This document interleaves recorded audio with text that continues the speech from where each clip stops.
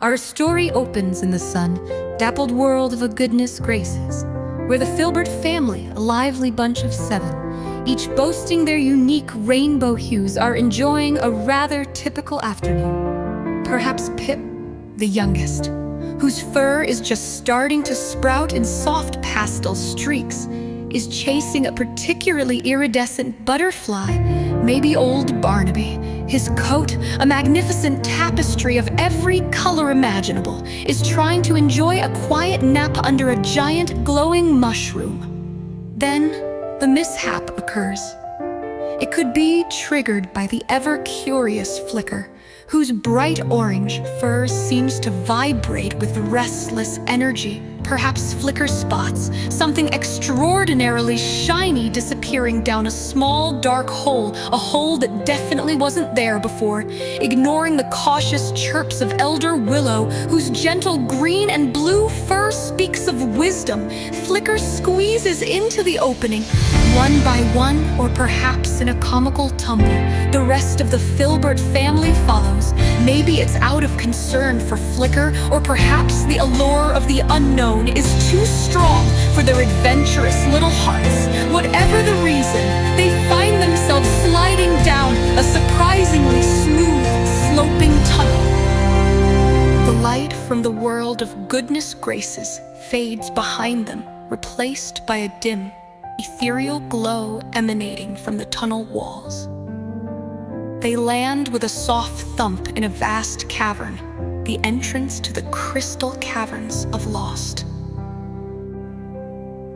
This first cavern is breathtaking, towering crystals of every imaginable shape and size pierce the darkness.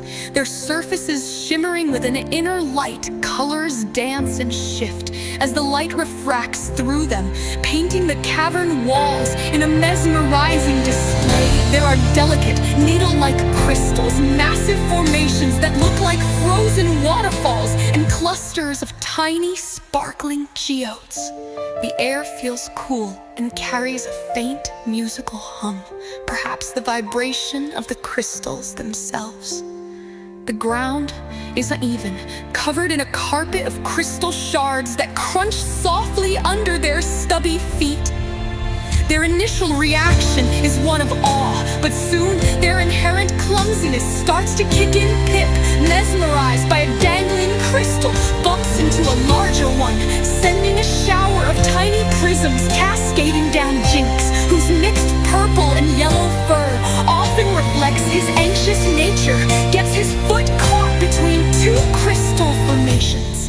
And Rumble, the largest of the family with a deep brown and red coat, nearly trips over a particularly low-growing crystal spire. As they navigate this glittering maze, they realize that the way they came in is no longer visible. The tunnel has seemingly sealed itself off.